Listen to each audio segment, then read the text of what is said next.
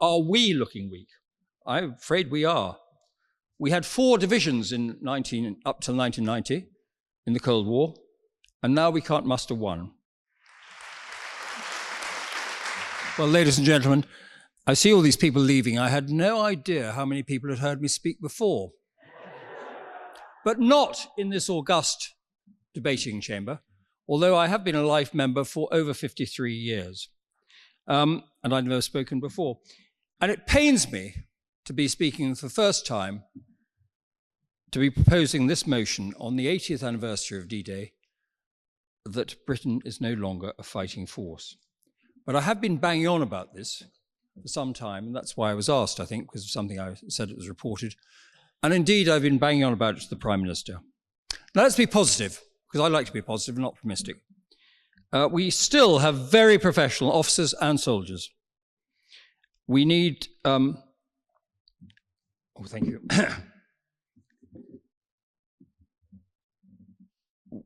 I can't read my own writing. That's old age for you. But we have people who are joining up because they want to serve their country, and I think that's really important. It is the supreme public service to serve in the armed forces, because you may be required to lay down your life. Greater love hath no man than this, than he lay down his life for his friends or his country. I served 18 years. I just say that you need a highly developed sense of patriotism and public service to spend a lot of time in the armed forces. May not always be evident, but you do need it. Now, I served for 18 years altogether in total. It included 3 years at Oriel. That wasn't terribly hard work, if I'm honest, but there you go. Try as I did in the army, I found it very difficult to find anywhere too dangerous, but I had lots of adventure and I had a lot of fun. I hope I played a small part in keeping this country safe, and I'm proud of it. I never regretted joining the army, and I made a lot of friends and had unique experiences. And I know of almost nobody who regrets having joined the armed forces. And I would recommend it to anybody in this chamber who's thinking of it. My son is currently serving, age 27, and he, I think, would take the same line. There's some really good senior officers, and indeed of all ranks, that we can be proud of, doing their duty. But more people are leaving the armed forces this year than are joining. And we're now down below, fewer than Louis was saying, we're now under 23,000 soldiers. And on D-Day, we had 150,000 soldiers storming the beaches. Went up to nearly 1 million by the end of June. They weren't all British, there were a lot of Americans and Canadians. But we had stacks of aircraft, ships, and whatever as well. Now, I'm going to talk mostly about the army because I know mostly about the army. In 1944, D-Day, we had 3 corps, and a corps consists of 3 divisions each. 3 corps at D-Day. Now we can hardly muster 1 division. Well, does it matter? The last proponent, Mr. Khan, didn't think it matters. Well, I think it does. Ask the Ukrainians. There's an old maxim or cliche, actually it's 5th century Roman from an author whose name escapes me. If you desire peace, prepare for war. And it's true. In the Cold War, which I will now refer back to, we had 55,000 troops sitting in Germany facing east. I was one of them for a bit. Didn't much enjoy it, to be honest. We had the social life of a U-boat captain. We also had 250,000 other troops, mostly Americans, but French and whatever as well. It was a real war. It was a Cold War, but a real war. We created a huge deterrent. And as a result, the Soviet Union collapsed because they couldn't keep up with the defense spending of the West. We were a credible deterrent.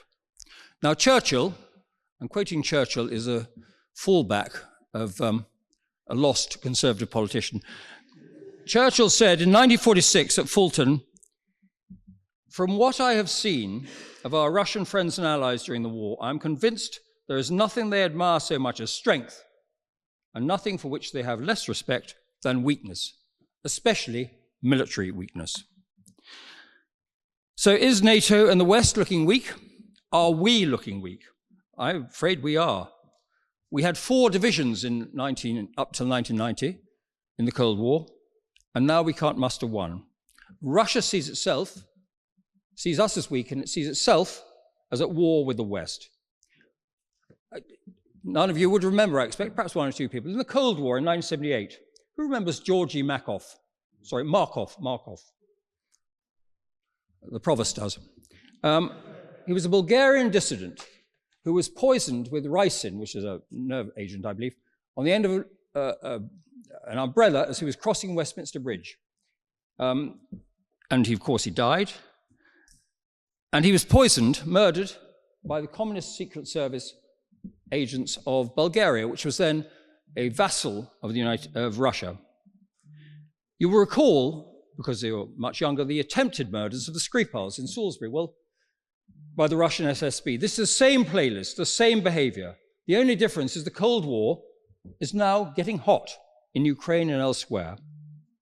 This time, we are not a fighting force. We do not have the British Army of the Rhine. No, we are not preparing for war. And why not? Defense, the armed forces, are purely an insurance policy. And if you don't pay the premiums, maybe people here know this, if you don't pay the premiums of the insurance policy, when you come to claim on it, they tell you to go elsewhere. I worked in the MOD in 2010 during a defense review. And I nearly resigned, actually, because it was cutting our forces. But a friend of mine said, "Oh, don't be so stupid, Andrew. They just got somebody more compliant." So I didn't. But I have here what happens. The bean counters, the Treasury, only look at the price, the cost of everything, and never at its value. And under Treasury pressure, we have been whittling away our defences since 1990, forgetting that if you desire peace, you prepare for war. What is the value of the military in monetary terms, given its £56 billion budget? Well, the value is, you hope, that it defends the nation and our interests both at home and abroad. And that is what we have been trying to do. But my proposition is that we're not spending the money wisely enough or enough of it. Things have only got worse since 2010. Does nobody understand that the first duty of government is and always has been the defence of the realm? I spoke to the Prime Minister about this and he said, where would we get the money? Well, we have over 5 million people of working age on out-of-work benefits. Some of them genuinely, but an awful lot of them, I'm afraid, are not. Now, the defence of our country, our values and our interests are, it seems to me, of greater importance than welfare payments. I'm not suggesting we let people starve if they're in genuine need, but we need to get our priorities right. Before 1990, typically we spent 5–6% of GDP on defence, and the deterrent worked, self-evidently. I'm delighted to say that the Conservative government has pledged to increase defence spending to 2.5% by 2030. But as Louis said, it's not enough and it's too late. But it is at least a start. And I'm afraid in this election time, Labour will not commit and are silent on whether they would spend that. And Mr. Khan mentioned the nuclear deterrent. Well, Keir Starmer was secretary of the Haldane Society of Socialist Lawyers in 1988 when it demanded that Britain disarm and have a non-nuclear, non-aligned defence policy. That means no nuclear weapons and no membership of NATO in the Cold War as it was then going on. So I don't expect anything to improve if the favourites in this race win the general election. Now, another refuge of scoundrels is to make analogies of the Second World War, but I think on D-Day I'm probably allowed to. Both Hitler and Mussolini were influenced, one cannot tell how much, by the King and Country motion, I will not fight for King and Country, debate 91 years ago, when this place said they would not fight. A Liberal MP, said the next year that he'd been in Germany and a Nazi had said to him, "You English are soft," because of this, with an evil glint in his eye. Mussolini said the motion proved Britain was a frightened, flabby old woman.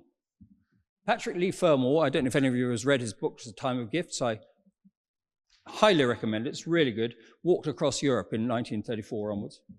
He saw a glint of scornful pity and triumph in German eyes when discussing that particular thing. Now, Putin is waging war. He wishes to re-establish the Soviet or Tsarist Empire. He thinks he's at war with the West, and us. So we need to think the same way. Russia has had 500,000 casualties in Ukraine, 500,000, over 6 times the size of our army. But don't take my word for it. Patrick Sanders, Chief of the General Staff, head of the army, said in today's Times, we should be preparing for a war that might kill up to 10 million people. And we are not ready for a third world war. We don't want a third world war, for God's sake, but we need a credible, strong army. If you desire peace, prepare for war. Is Britain still a fighting force? It pains me to say, with great sadness, I fear not.